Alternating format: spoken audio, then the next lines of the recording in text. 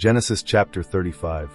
Then God said to Jacob, "Arise, go up to Bethel and live there, and make an altar there to God, who appeared to you when you fled from your brother Esau."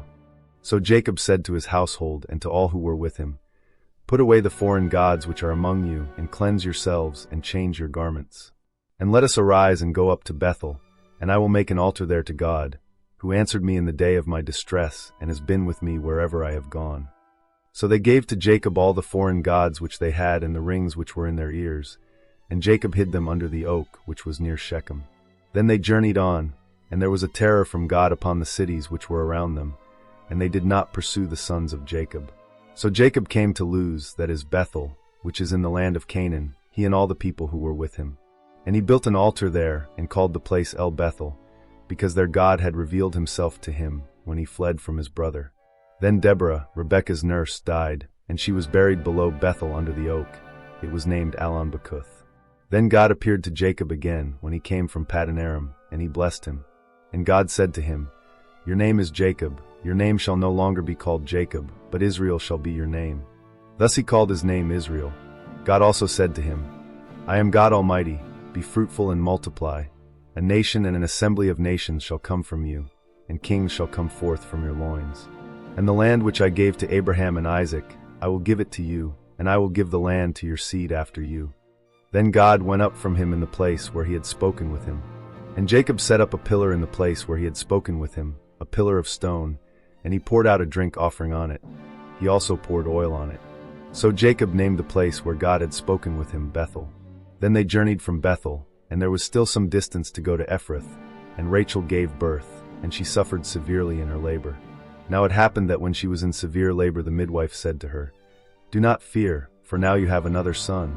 Now it happened as her soul was departing, for she died, that she named him Benoni, but his father called him Benjamin.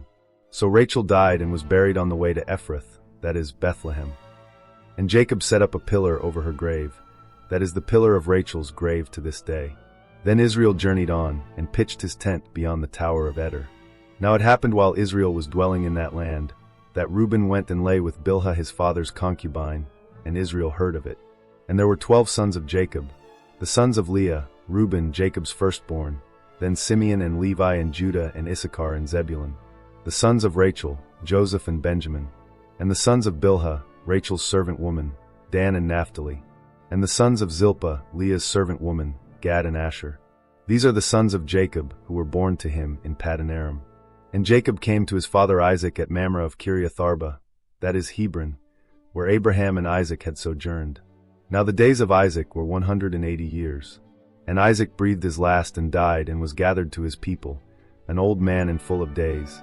And his sons Esau and Jacob buried him.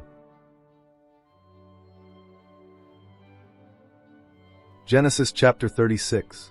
Now these are the generations of Esau, that is Edom. Esau took his wives from the daughters of Canaan, Adah the daughter of Elon the Hittite, and Oholibamah the daughter of Anna, and the granddaughter of Zibeon the Hivite. Also Basemath, Ishmael's daughter, the sister of Nebaioth. And Adah bore Eliphaz to Esau, and Basemath bore Ruel. And Oholibamah bore Jush and Jalem and Korah. These are the sons of Esau who were born to him in the land of Canaan. Then Esau took his wives and his sons and his daughters and all his household, and his livestock and all his cattle and all his acquired goods, which he had accumulated in the land of Canaan, and he went to a land away from his brother Jacob. For their possessions had become too great for them to live together, and the land where they sojourned could not sustain them because of their livestock. So Esau lived in the hill country of Seir. Esau is Edom. These then are the generations of Esau, the father of the Edomites, in the hill country of Seir. These are the names of Esau's sons: Eliphaz the son of Esau's wife Adah, Ruel the son of Esau's wife Basemath. The sons of Eliphaz were Taman, Omar, Zepho and Gatam and Kenaz. Timnah was a concubine of Esau's son Eliphaz, and she bore Amalek to Eliphaz. These are the sons of Esau's wife Adah. These are the sons of Ruel, Nahath and Zerah, Shammah and Mizah. These were the sons of Esau's wife Basemath. These were the sons of Esau's wife Oholibamah, the daughter of Anna and the granddaughter of Zibeon. She bore to Esau, Jush and Jalem and Korah. These are the chiefs of the sons of Esau. The sons of Eliphaz, the firstborn of Esau, are Chief Taman, Chief Omar, Chief Zepho, Chief Kenaz, Chief Korah, Chief Gatam, Chief Amalek. These are the chiefs descended from Eliphaz in the land of Edom. These are the sons of Adah. These are the sons of Ruel, Esau's son, chief Nahath, chief Zerah, chief Shammah, chief Mizah. These are the chiefs descended from Ruel in the land of Edom. These are the sons of Esau's wife Basemath. These are the sons of Esau's wife Oholibamah, chief Jush, chief Jalem, chief Korah. These are the chiefs descended from Esau's wife Oholibamah, the daughter of Anah. These are the sons of Esau, that is Edom, and these are their chiefs. These are the sons of Seir the Horite, the inhabitants of the land, Lotan and Shobal and Zibeon and Anah, and Dishon and Ezer and Dishon. These are the chiefs descended from the Horites, the sons of Seir in the land of Edom. The sons of Lotan were Hori and Hemam, and Lotan's sister was Timnah. These are the sons of Shobal, Alvan and Manahath and Ebal, Shepho and Onam. These are the sons of Zibeon, Aiah and Anah. He is the Anah who found the hot springs in the wilderness when he was pasturing the donkeys of his father Zibeon. These are the children of Anah, Dishon and Oholibamah, the daughter of Anah. These are the sons of Dishon, Hemdan and Eshban and Ithran and Cheran. These are the sons of Ezer, Bilhan and Zavan and Akan. These are the sons of Dishon, Uzi and Aaron. These are the chiefs of the Horites, chief Lotan, chief Shobal, chief Zibeon, chief Anah, chief Dishon, chief Ezer, chief Dishon. These are the chiefs descended from the Horites, according to their various chiefs in the land of Seir. Now these are the kings who reigned in the land of Edom, before any king of the sons of Israel reigned. And Bela the son of Beer became king in Edom, and the name of his city was Dinhabah. Then Bela died, and Jobab the son of Zerah of Bozrah became king in his place. Then Jobab died, and Husham of the land of the Temanites became king in his place. Then Husham died, and Hadad the son of Bedad, who struck down Midian in the field of Moab, became king in his place, and the name of his city was Avith. Then Hadad died, and Samlah of Masrekah became king in his place. Then Samlah died, and Shaul of Rehoboth on the river became king in his place. Then Shaul died, and Baalhanan the son of Achbor became king in his place. Then Baalhanan the son of Achbor died, and Hadar became king in his place, and the name of his city was Pau, and his wife's name was Mehetabel, the daughter of Matred, daughter of Mezahab. Now these are the names of the chiefs descended from Esau, according to their families and their places, by their names: Chief Timnah, Chief Alva, Chief Jetheth, Chief Oholibamah, Chief Elah, Chief Pinion, Chief Kenas, Chief Taman, Chief Mibzer, Chief Magdiel, Chief Iram. These are the chiefs of Edom, that is, Esau the father of the Edomites, according to their places of habitation in the land of their possession.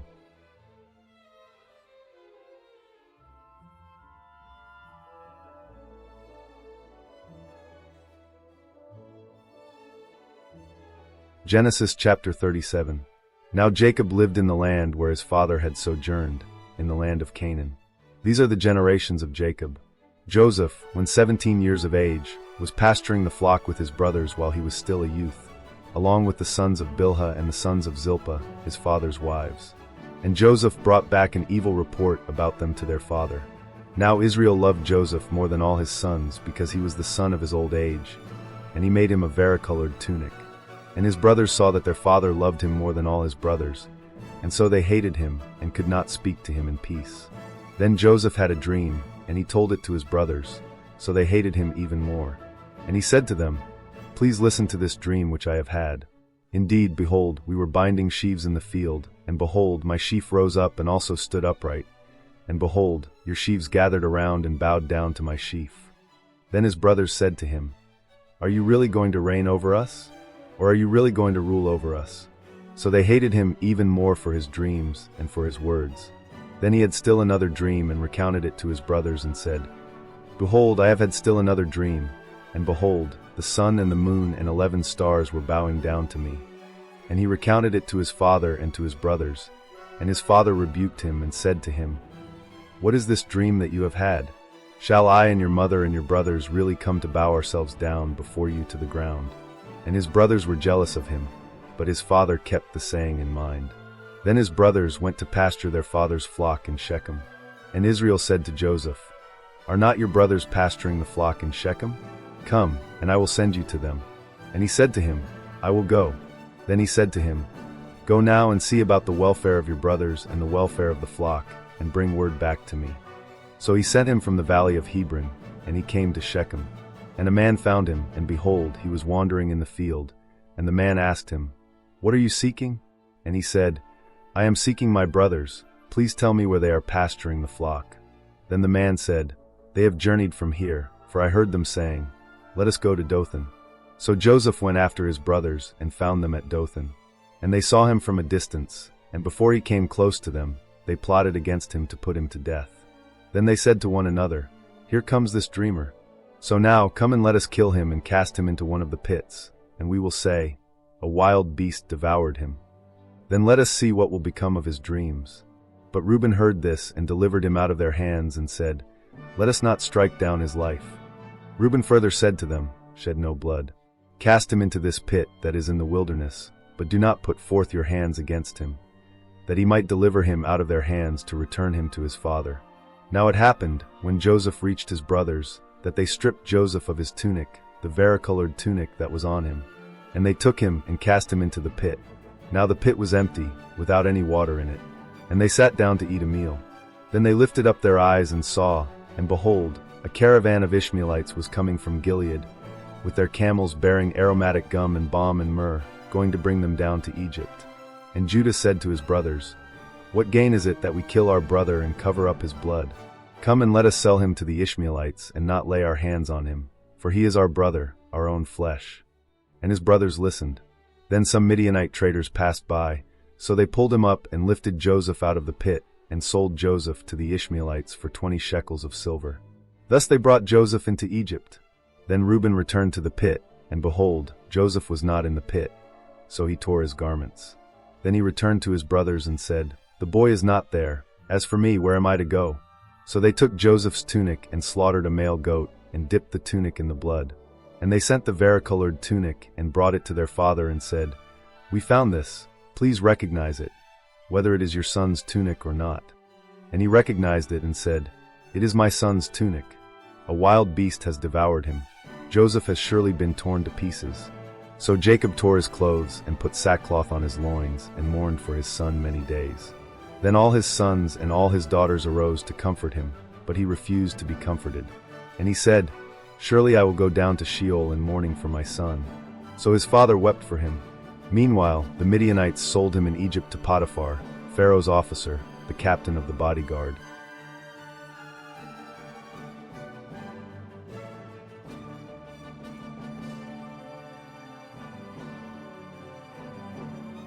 Genesis chapter 38. Now it happened at that time that Judah went down from his brothers and turned aside to a certain Edomites, whose name was Hira. And Judah saw there a daughter of a certain Canaanite whose name was Shua. And he took her and went in to her. So she conceived and bore a son, and he named him Er.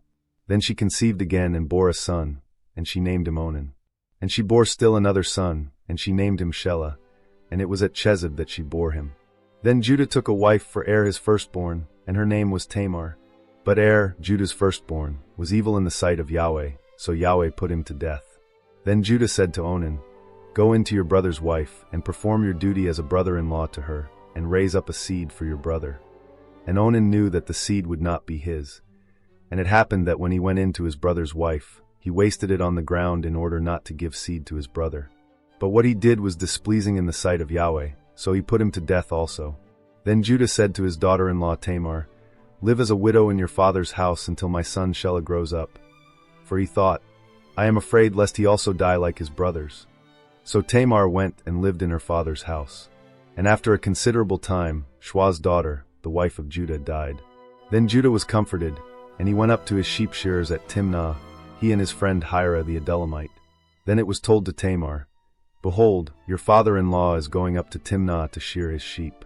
So she removed her widow's garments from herself, and covered herself with a veil, and wrapped herself. And she sat at the entrance of Enaim, which is on the road to Timnah, for she saw that Shelah had grown up, and she had not been given to him as a wife. Then Judah saw her, and he thought she was a harlot, for she had covered her face. So he turned aside to her by the road and said, "Here now, let me come in to you." For he did not know that she was his daughter-in-law. And she said, "What will you give me, that you may come in to me?" He said therefore, "I will send you a young goat from the flock."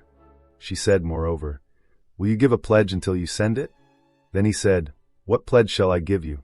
And she said, "Your signet and your cord and your staff that is in your hand." So he gave them to her and went in to her, and she conceived by him. Then she arose and went, and she removed her veil from herself and put on her widow's garments. Then Judah sent the young goat by his friend the Edomite to take the pledge from the woman's hand, but he did not find her. So he asked the men of her place, saying, "Where is the cult prostitute who was by the road at Enaim?" But they said, "There has been no cult prostitute here." So he returned to Judah and said, "I did not find her," and furthermore the men of the place said, "There has been no cult prostitute here." Then Judah said, "Let her keep them, lest we become a laughingstock. Behold, I sent this young goat, but you did not find her."